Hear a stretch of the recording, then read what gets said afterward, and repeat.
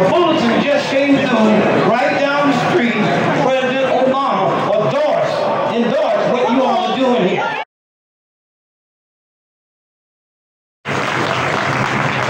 If you can hear me in the back, say occupy!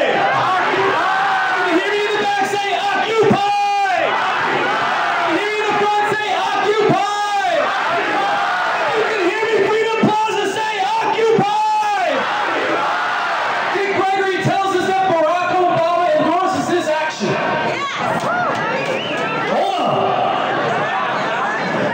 We all endorse Barack Obama when he disproves Martin Luther King's assertion that the United States of America is the greatest purveyor of violence in the world today. And he brings on all the truth and redirects all those resources to human and environmental needs. That's what we really endorse Barack Obama. Welcome to Freedom Plaza, everybody. This is a beautiful sight. Greed, as famously defined by Gordon Gekko in Oliver Stone's film Wall Street, is good. Right? That was the 1980s when Ronald Reagan was preaching trickle-down economics while the wealth was being redistributed upwards. Theft. More than 20 years later, a whole generation of Gordon Gekkos have hijacked control of the three branches of government away from we the people to the point where representative democracy is broken. Thank you for coming here to fix it. The people in this plaza and at Occupy Wall Street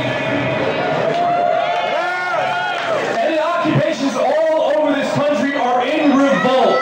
Revolt against the greed in all of its manifestations. And people are waking up to the power that they have is a beautiful thing. Now listen. Within shouting distance of Freedom Plaza is K Street. A street lined with lobbyist firms that have bought and sold the people and sent this town to represent us. Let's let them know that we are here. Say it loud. Say occupy! Occupy! Over my left shoulder down Pennsylvania Avenue, you'll see the Capitol building, where Congress has earned an all-time low approval rating by allowing themselves to be bought and sold. We're going to have to be a little bit louder. It's about 12 blocks. Let's say occupy! Today, as we enter the second decade, waging war in Afghanistan, and the war on terror continues to spread its tentacles all over the globe, costing lives and resources while we're at the pay for it by making cuts in the social safety net, we say occupy! Or as Dwight D. Eisenhower said, every gun that's made, every warship launched, every rocket fired signifies a theft from those who hunger, a theft from those who are fed, a theft from those who are cold and not clothed. We are here not only to stop the theft that the military war represents from people, in effect imposing sanctions on us, driving record numbers below the poverty line, even as the rich continue to get richer, but to call an end to the foreign policy that can be called nothing less than a blow-back-inducing bull and a cultural, religious, and geopolitical China shop. That's what we call today's Manifest Destiny's child.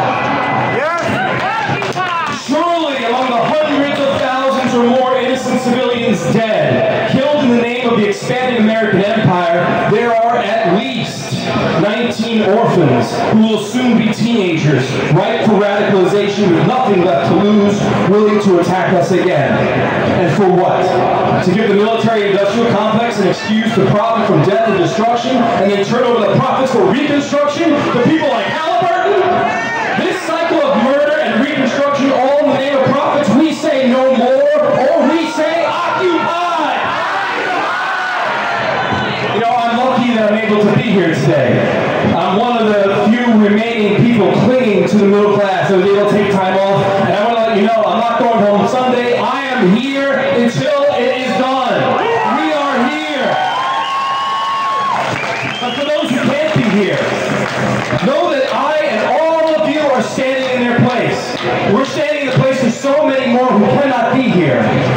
For my family member, who's like 1 in 4 homeowners hold underwater mortgages, I say that group is too big to fail. Bail them out. For the nearly 50 million people in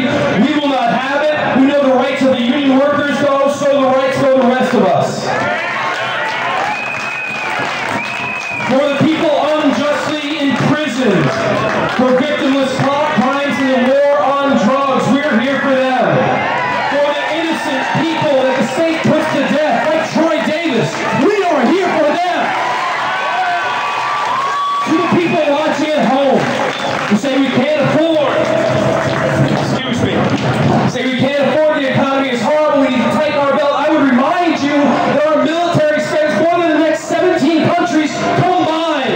We can afford it, stop waging war, start waging peace. And until then, we are putting our elected officials and the corporate vampires that control them on notice. We are here and we are in revolt. Don't be afraid of that word. Don't be afraid of that word. Dr. Cornel West used it when he talked to the people at Occupy Wall Street. We are the 99%. We can do this without violence. We must do this without violence. To the people in Freedom Plaza, in solidarity with Occupy Wall Street and occupies everywhere, I urge you, assert your will, assert your power. We the people have gathered here and in spaces all across this country in order to form a more perfect union. Today, we are in revolt. Tomorrow, we are in revolt. The day after that, we are in revolt until we are finished. If enough people engage in the verb revolt, it will turn into the noun revolution. And that is what we need.